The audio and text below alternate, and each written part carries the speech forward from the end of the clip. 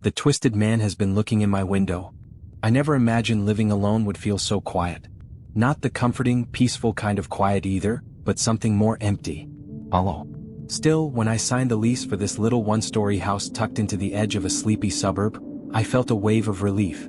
After years of cramped apartments, roommates, and the relentless noise of city life, the idea of space and silence felt like a dream. It was affordable too, suspiciously so in hindsight. But at the time I convinced myself I was just lucky. The house was modest. 2 bedrooms, 1 bathroom, a small fenced-in backyard with an overgrown garden I kept promising to fix up. The windows were tall and a bit outdated and the floor creaked in a few places, but it had character.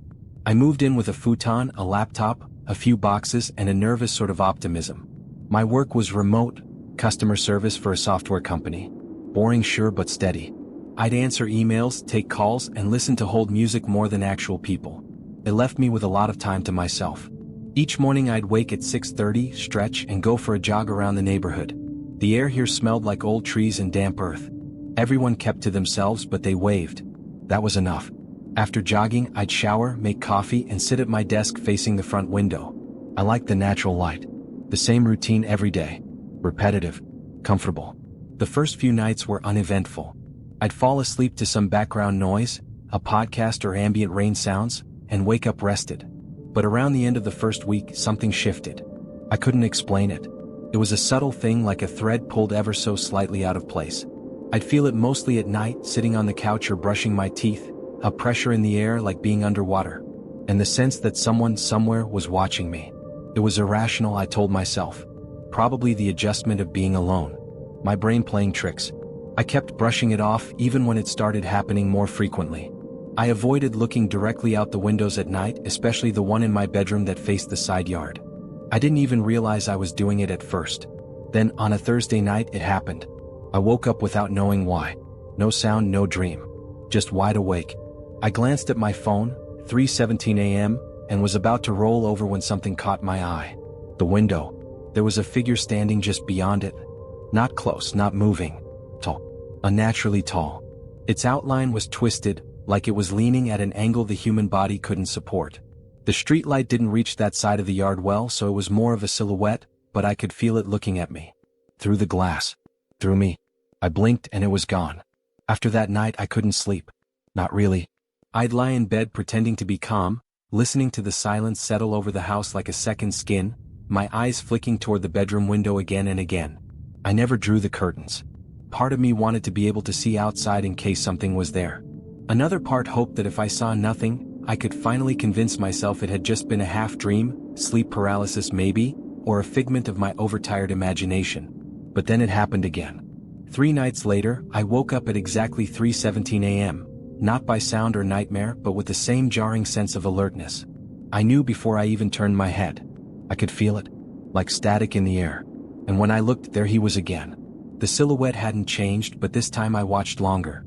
I stared through the darkness, trying to make sense of what I was seeing. He was tall, at least 7 feet, maybe more, with limbs that were too long, like someone had taken a regular man and stretched him unnaturally like warm taffy. His arms hung almost to his knees, slightly bent, fingers twitching as if remembering how to move. His neck was bent at a harsh angle, leaning too far to the side, like it had once been broken and never healed. But what disturbed me the most was how still he was.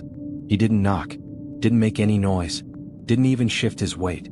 He simply stood there, his head cocked slightly, watching. Waiting. I couldn't see a face, but I could feel his eyes. The same way you feel someone staring at you in a crowded room. It was primal. Ancient. Then I blinked, and again he was gone. The next morning, I sat in front of my laptop for an hour before I could bring myself to respond to emails. My hands trembled so badly I had to retype every sentence twice. I didn't mention it to anyone that day. I was too afraid of how it would sound. But the next night and the next, it kept happening. Always at 3:17. Always just watching. I started keeping track. 5 nights in a row. Same time, same figure, same stillness. I stopped sleeping entirely.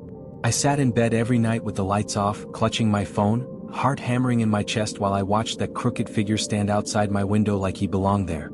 I told my best friend Lena during a call. I tried to keep my voice light like I was joking. "That's creepy," she said with a forced laugh. "You sure it's not just some weirdo? Or like a tree shadow or something?" I told her it wasn't a tree. There was nothing there during the day. No branches that could cast that shape. No explanation. You've been stressed lately, she added. Maybe you're hallucinating from lack of sleep. You should see someone maybe? She meant well, but it was clear she didn't believe me. No one would. I stopped trying to talk about it.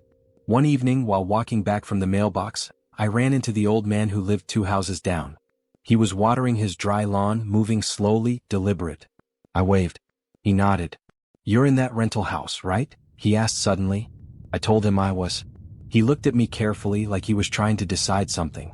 Then he said, "You seen anything strange at night?" My heart stopped. I nodded. "Actually, yeah." He glanced toward my house, then back at me, his eyes going tight. "If you've seen him once, he'll come back. Don't talk to him. Don't let him in." My mouth was dry. "Who is he?" The old man's hand started shaking. He dropped the hose, water spilling across his shoes. "You don't want to know," he said. "Just don't look too long." Then he turned and went inside, locking the door behind him. I stood there alone, the sun setting behind me, wondering what exactly I'd gotten myself into. I couldn't keep doing nothing. I had to prove I wasn't losing my mind. Maybe if I caught something, anything, I could figure out what this thing was, or at least convince someone to believe me. I went online and ordered a set of basic security cameras. Nothing fancy. Just motion-activated ones that synced with an app on my phone. I placed one on the front porch, another outside the bedroom window, and a third in the backyard. I even positioned one inside, facing the hallway that led to the bedrooms, just in case. The first few nights, the footage seemed normal. A raccoon waddled across the yard. A branch swayed in the breeze. Nothing out of place. But each time I woke at 3:17 and looked out that window, the twisted figure was there. Watching. So. And every single time when I checked the camera feed from that night, it either froze, cut to black, or skipped directly from 3:16 to 3:18. No motion alerts. No corrupted files. Just blank space where he should have been. On the 5th night, I tried watching the live feed on my phone as I lay in bed. The moment the clock ticked to 3:17, the screen went static. Not just the camera, the entire app glitched out and crashed. When I relaunched it, the feed had reset itself to default settings. That was the night I finally called the police. I didn't know what else to do. I told them someone had been coming onto my property every night for over a week, just standing outside my window. I tried to keep my voice steady to sound rational. 2 officers came by the next afternoon. They were polite, but I could tell they didn't take it seriously. They walked around the perimeter, checked the windows and locks, asked a few questions. I showed them the camera feed. They saw nothing unusual. No sign of forced entry, no footprints in the dirt, no damaged property. Just a shaky, tired-looking person who clearly hadn't slept in days. One of them asked gently if I'd recently experienced any emotional trauma. Another suggested that sometimes intense stress could cause hallucinations, especially in isolated environments. They handed me a card with a local therapist's number on it and left me standing in my doorway, feeling smaller than ever. I didn't throw the card away.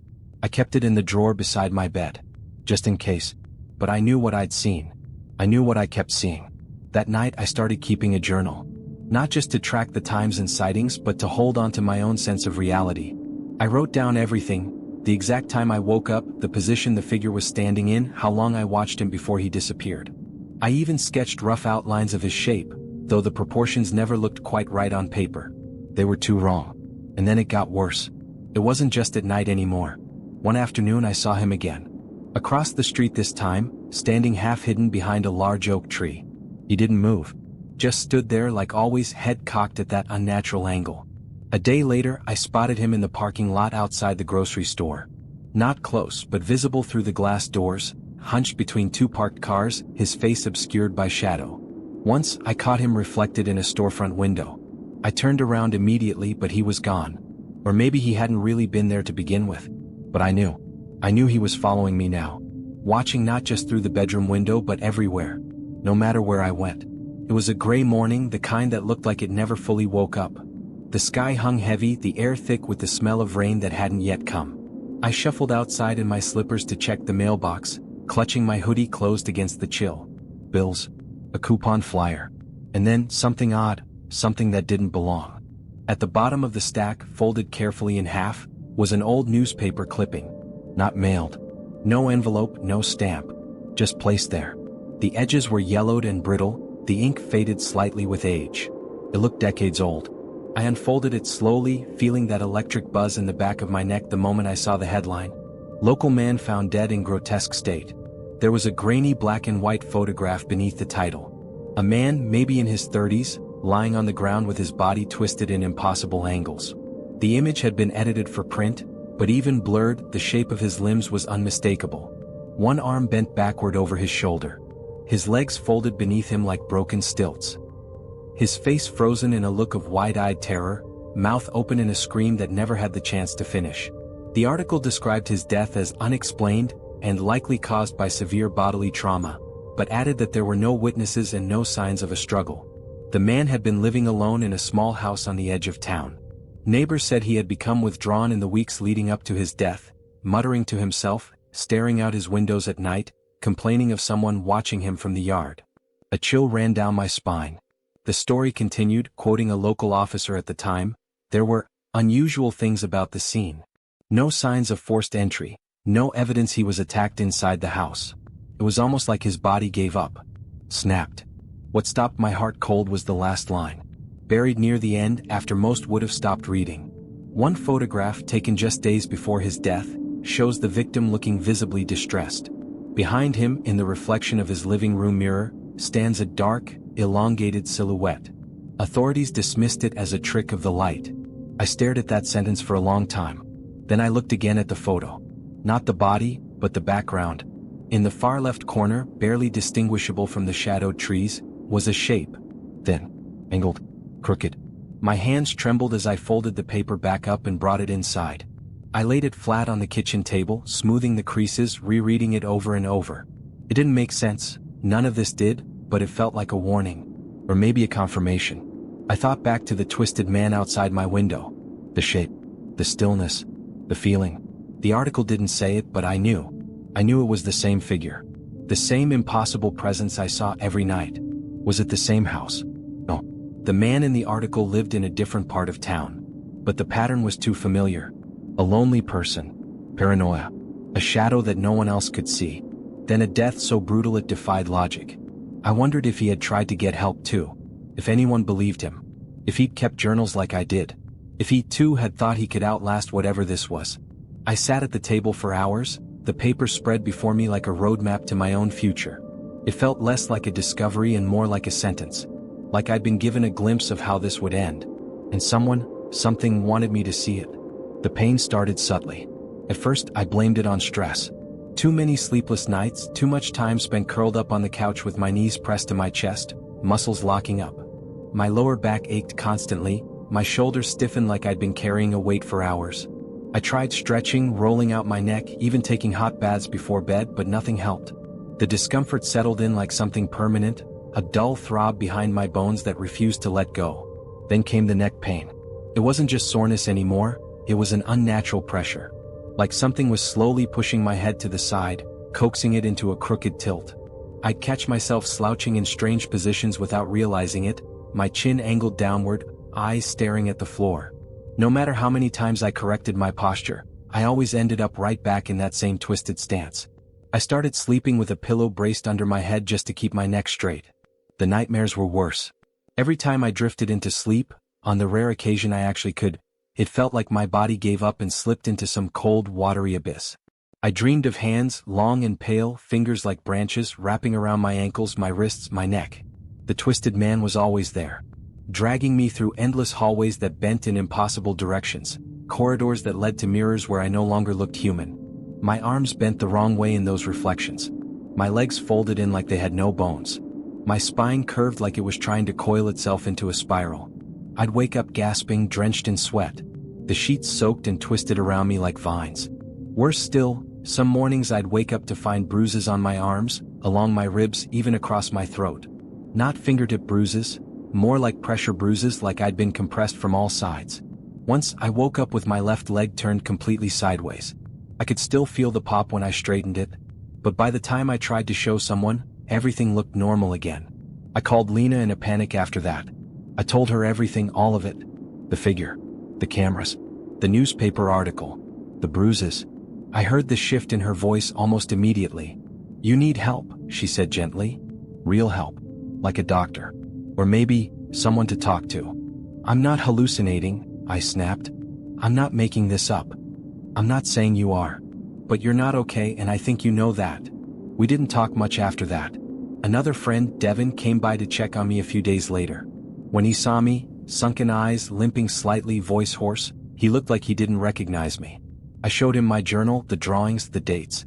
He flipped through a few pages, then closed it slowly. Look, I don't know what's going on. Maybe this is like a breakdown. Like some kind of psychosis?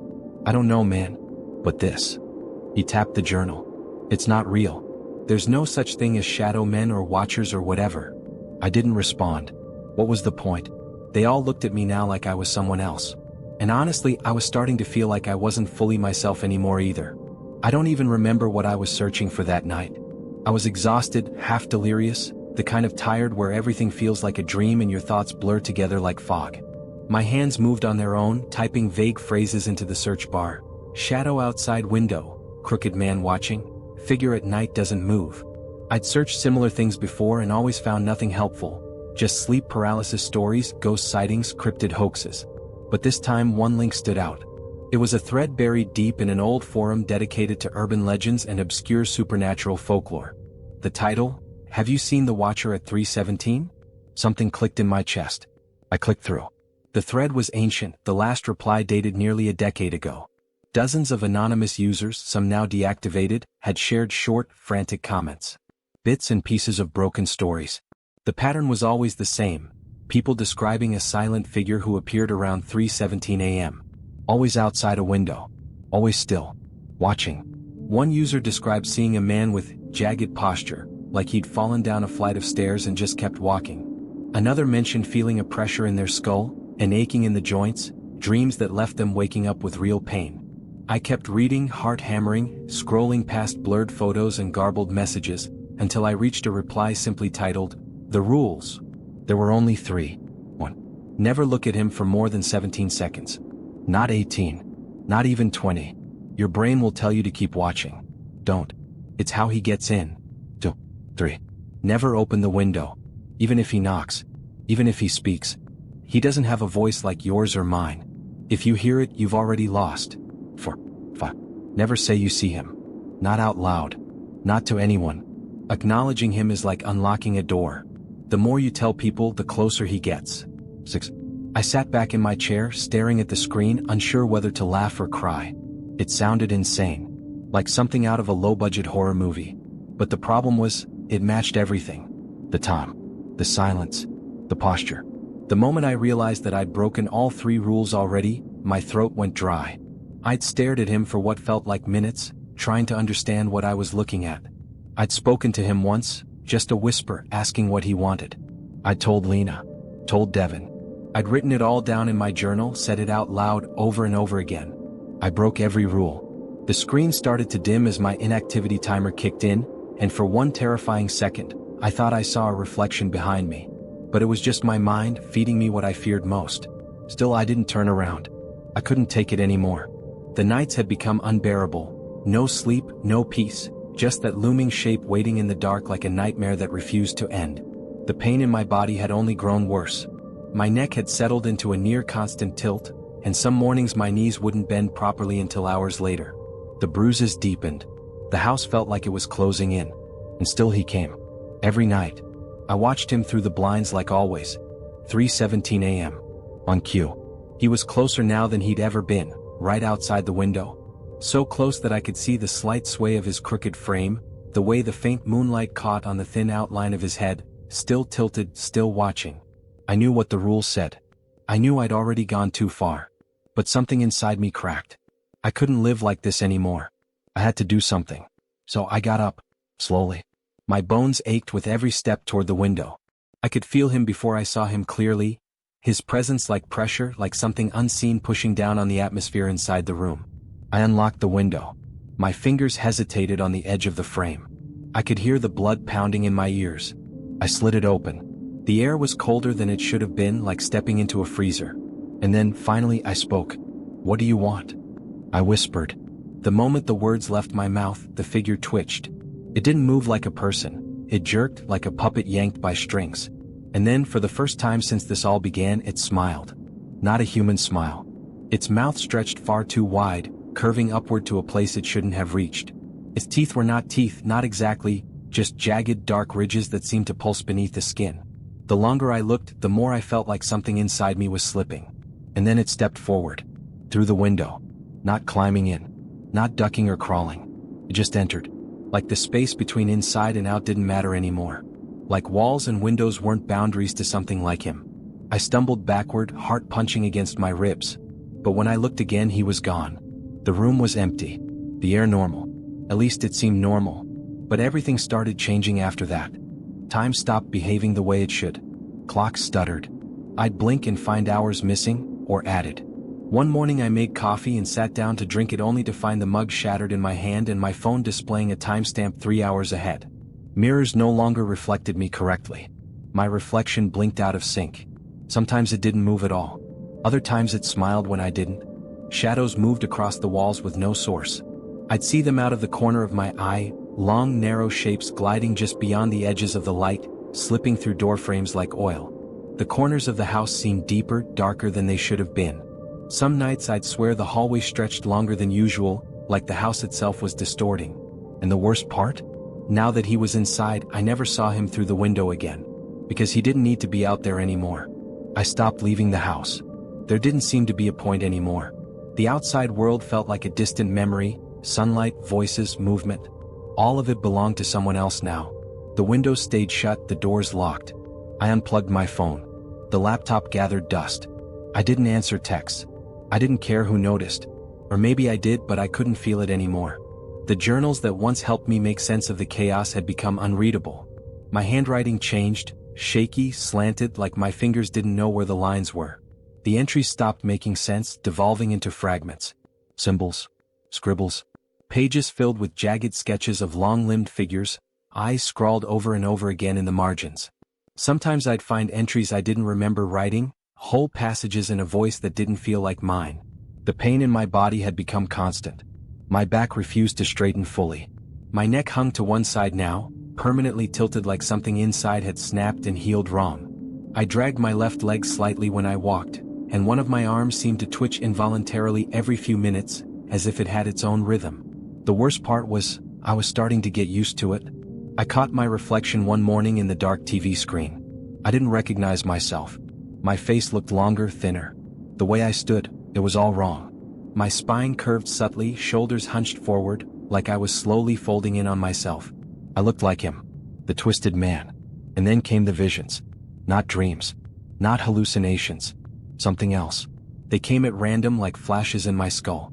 I would blink and suddenly I'd see through his eyes. Through the eyes of something cold and endless. There were others. So many others. People just like me. Each standing outside a different window. Different towns. Different years. But all of us the same, watching. Bending. Crooked. We weren't ourselves anymore. We were him. Or pieces of him. Sometimes I saw a child's bedroom. A man hunched behind a bush. A woman pressed against glass, her arms at impossible angles. We all stared. Always at 3:17. Always waiting. And between these flashes I saw his memories, if that's what they were. Moments of a life before the twisting. A man. Alone. Obsessed with something in the dark. People called him paranoid. Crazy. He saw a figure that no one else could. He opened a window. The curse doesn't kill you. It changes you. Bends you. Until you're part of it. I think he was the first. Or maybe just the last before me. Maybe that's the point. That it passes. That once you become enough like him, once your mind breaks, once your body forgets how to be human, you take his place. And he's free. The thought makes my stomach turn. But I can't deny it anymore. The person I was is almost gone now. What's left is watching. I don't know how many days have passed. Time doesn't move here the way it used to. The clocks tick but the minutes don't feel real. I stopped trying to sleep. I don't need to. My bones no longer ache because I no longer feel them the same way. Everything is looser now. Everything bends.